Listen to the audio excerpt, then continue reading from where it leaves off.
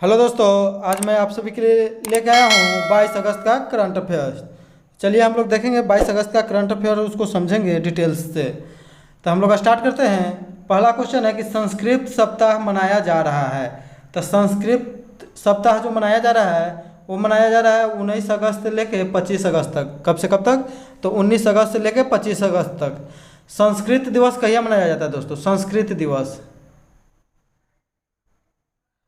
दिवस मनाया जाता है सावन पूर्णिमा के दिन। यानी कि सावन पूर्णिमा के दिन संस्कृत दिवस मनाया जाता है। यानी कि सावन पूर्णिमा के दिन हम लोग रक्षाबंधन मनाते हैं उसी दिन। यानी कि इस बार संस्कृत दिवस कहीं मनाया जाएगा तो 22 अगस्त, याद रखेंगे 22 अगस्त। आगे देखेंगे कि विश्व हिंदी दिवस। तो विश्व हिंदी दिवस कब मनाया जाता है दोस्तों? तो 10 जनवरी को। विश्व हिंदी दिवस कहिए तो 10 जनवरी। जबकि राष्ट्रीय हिंदी दिवस कहिए मनाया जाता है भारत में? तो 14 सितंबर को। कब मनाया जाता है दोस्तों? 14 सितंबर को। भारत के राजकीय भाषा हिंदी को कब अपनाया गया? तो ये 14 सितंबर 1949, याद रखेंगे 14 सितंबर 1949। रक्षाबंधन के बात आया तो बंगाल विभाजन के दौरान 16 अक्टूबर 1905 को पूरे बंगाल में और भारत में रक्षाबंधन बनाया गया था। रक्षाबंधन दिवस मनाया गया था। हम लोग ध्यान में रखेंगे रक्षाबंधन बंगाल विभाजन के दौरान। स्वदेशी आंदोलन किससे संबंधित है? तो बंगाल विभाजन से, याद रखेंगे हम लोग। नेक्स्ट क्वेश्चन देखेंगे कि अगस्त 2021 में किसे institute of economics growth society के नए अध्यक्ष के रूप में चुना गया है? तो ये किन्हें चुना गया है? तो देखेंगे एनकेसी। किन्हें? तो एनकेसी। एनकेसी को जो है मनमोहन सिंह के स्थान पर चुना गया है। पहले मनमोहन सिंह थे, याद रखेंगे, पहले मनमोहन सिंह थे, उनके बदले अब एनकेसी को चुना गया है। एनकेसी यानी कि नंदकिशोर सिंह। मनमोहन सिंह इस पद पर कब से थे? तब मनमोहन सिंह इस पर 1992 ईस्वी से थे, याद रखेंगे दोस्तों। Institute of economic growth society की स्थापना कब हुआ था? तो 1952 में, याद रखेंगे हम लोग। भारतीय सांख्यिकी संस्थान 1931 में स्थापना हुआ। इसकी स्थापना किया गया था पीसी महालनोबिस के द्वारा कोलकाता में। तो हम लोग को याद है कि द्वितीय पंचवर्षीय योजना जो था, द्वितीय पंचवर्षीय योजना 1956 से 1961 21 मॉडल पर आधारित था। तो पीसी महालनोबिस मॉडल पर, याद रखेंगे। भारत के 15वें वित्त आयोग कौन है? तो 15वें वित्त आयोग है एनके सिंह, याद रखेंगे एनके सिंह। 15वें वित्त आयोग कौन है? एनके सिंह। एनके सिंह की आत्मकथा का क्या नाम है दोस्तों? तो पावर ऑफ, याद रखेंगे। वित्त आयोग का गठन, पहला वित्त आयोग का गठन 1951 ईस्वी में, जिसके अध्यक्ष कौन थे? तो केसी नियोगी, याद रखेंगे केसी नियोगी, बहुत ध्यान से याद रखेंगे। वित्त आयोग का गठन कौन करता है दोस्तों? तो वित्त आयोग का गठन राष्ट्रपति के द्वारा किया जाता है। अब वित्त आयोग के अध्यक्ष का भी कौन नियुक्त करता है? तो राष्ट्रपति करता है। अनुच्छेद 280 के तहत वित्त आयोग का गठन किया जाता है, याद रखेंगे। वित्त आयोग में कितने सदस्य होते हैं? तो 4 सदस्य और 1 ठो अध्यक्ष, यानी कि टोटल 5 हो जाएगा, याद रखेंगे हम लोग 5 हो जाएगा, याद रखेंगे। महत्वपूर्ण पुस्तक एक ठो है दोस्तों कि ओवरड्राफ्ट बुक। Overdraft book.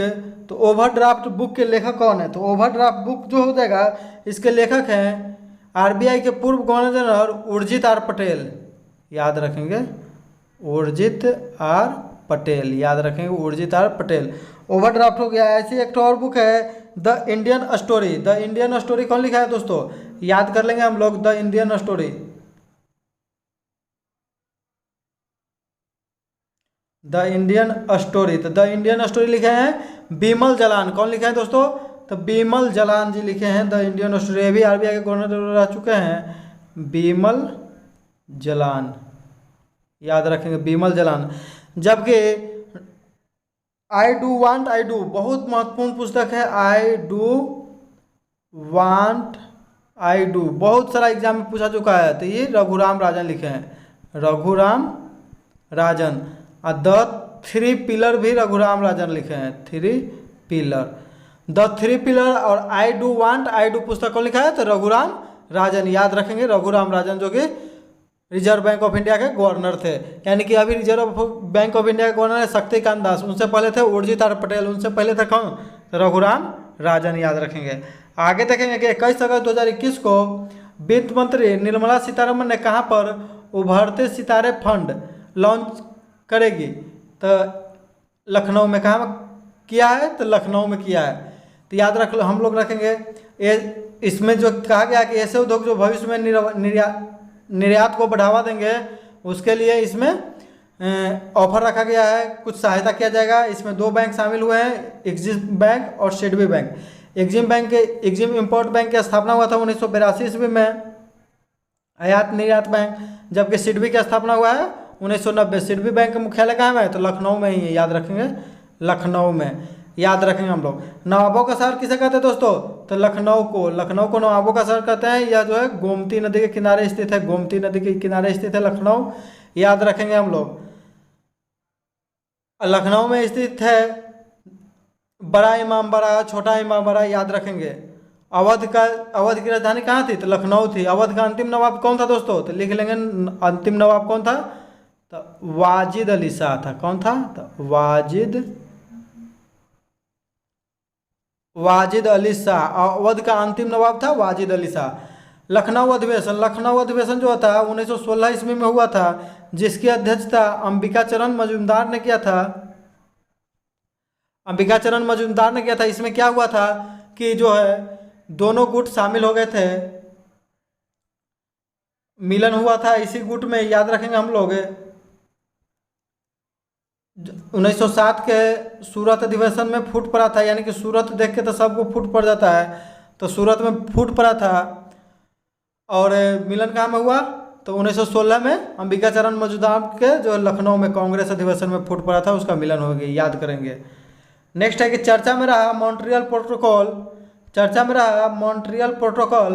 किससे संबंधित है? तो ओजोन क्षरण से। किससे? तो ओजोन क्षरण से। मॉन्ट्रियल प्रोटोकॉल जो है 16 सितंबर 1987 ईस्वी को मनाया गया था।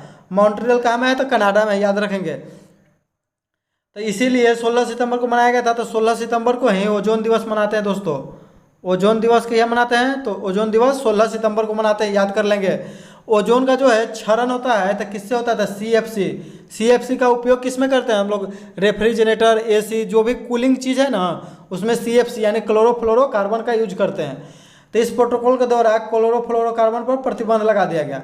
इसके बदले यूज किया जाता था हाइड्रोफ्लोरोकार्बन, याद करेंगे, हाइड्रोफ्लोरोकार्बन। तो हाइड्रोफ्लोरोकार्बन के कारण यह एक ग्रीन हाउस गैस निकला, जिससे तापमान में वृद्धि होने लगा।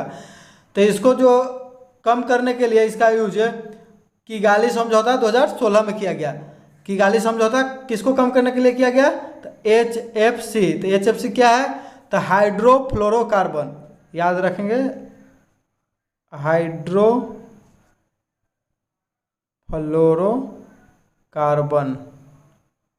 हाइड्रोफ्लोरोकार्बन याद रखेंगे हम लोग।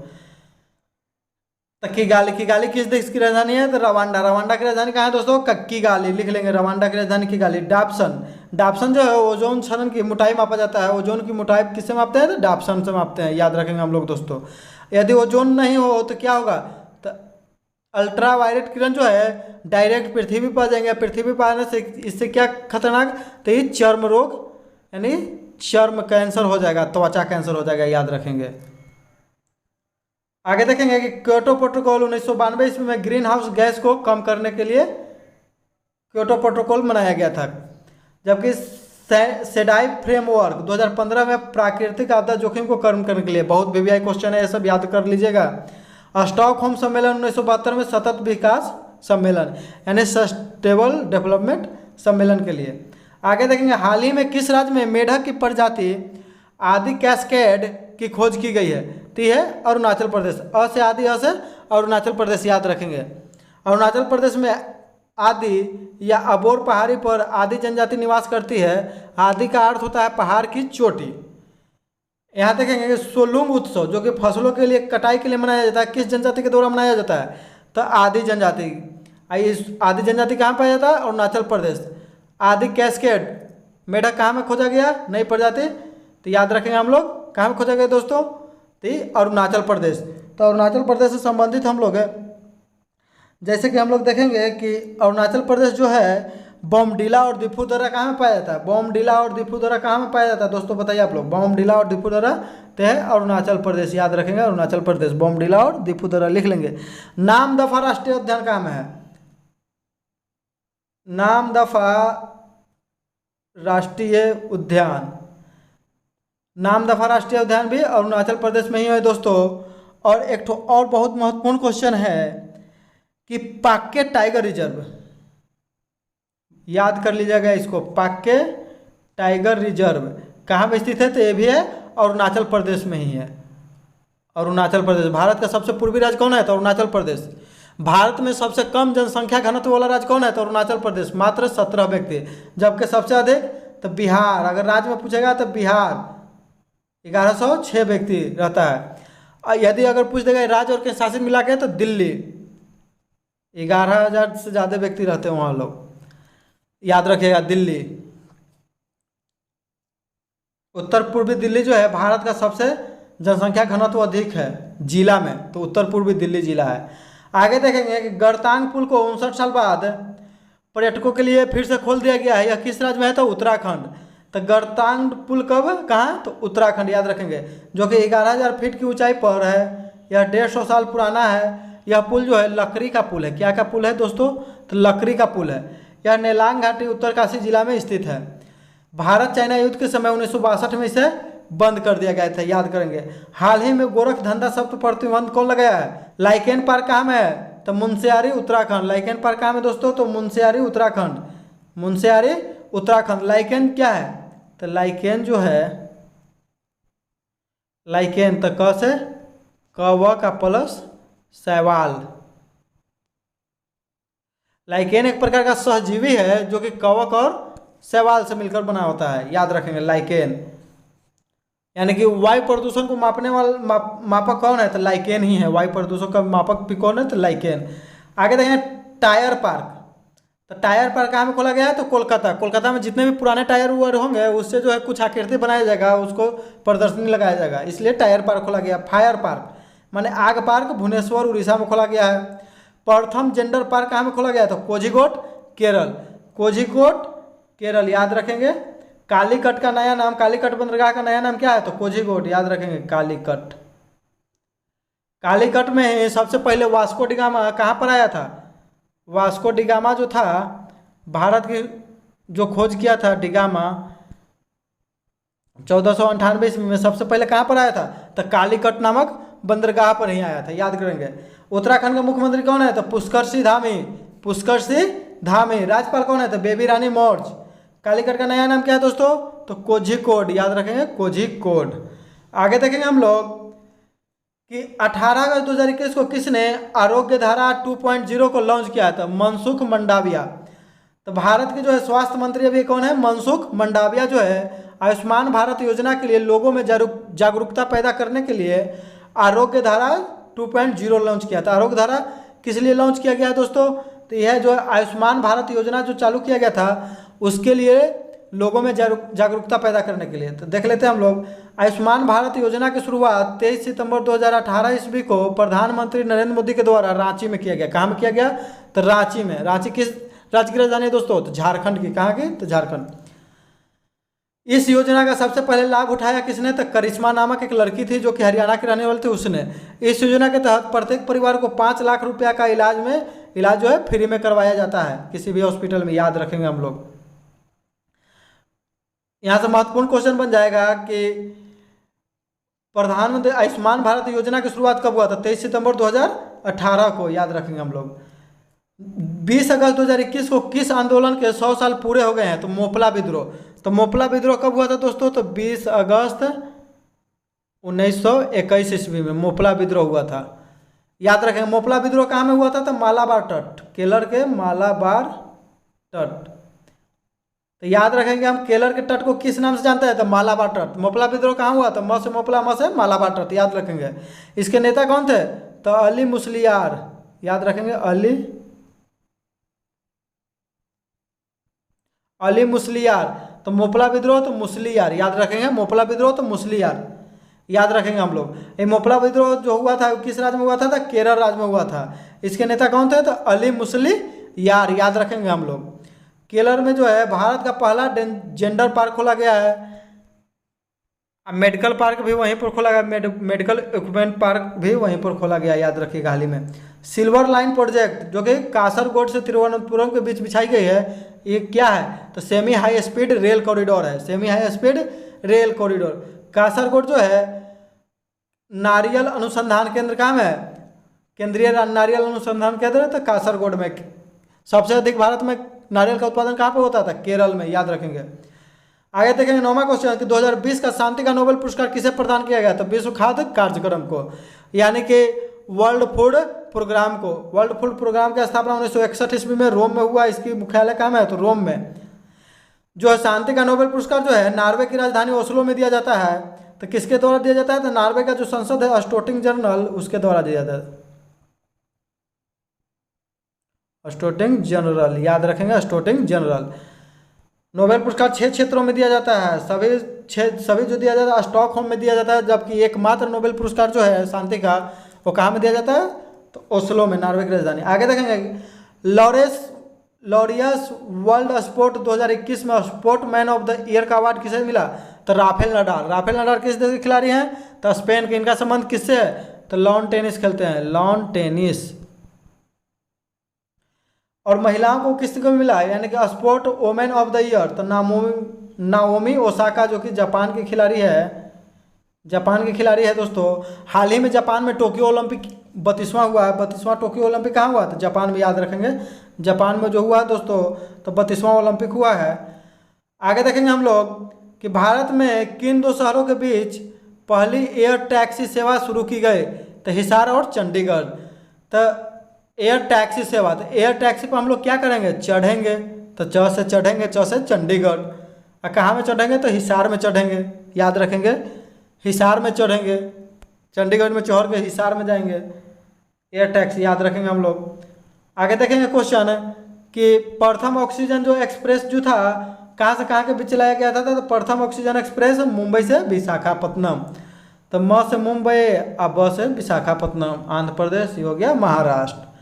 प्रथम किसान ट्रेन जो चला था कहाँ से चला था, देवावाली से दानापुर, देवावाली से दानापुर तक। कब चला था, तो 7 अगस्त 2020 को दोस्तों चला था, याद रखेंगे, प्रथम किसान ट्रेन।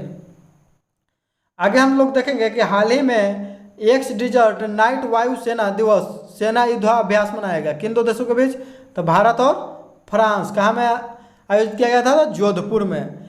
यानी कि डिजर्ट नाइट वायुसेना युद्धाभ्यास, तो ये वायुसेना का जो फ्रांस में। इसमें जो है सबसे पहले राफेल ने इसी में भाग लिया। पूछेगा कि किस युद्धाभ्यास में सबसे पहले राफेल ने भाग लिया, तो राफेल ने भाग लिया तब डिजर्ट नाइट वायुसेना का जो युद्धाभ्यास हुआ उसमें। तो याद रखेंगे कि राफेल जो है फ्रांस से बन के आया, तो उसमें फ्रांस भी रहेगा, भारत को मिला तो भारत भी रहेगा। तो फ्रांस भारत ऐसे ही याद हो जाएगा।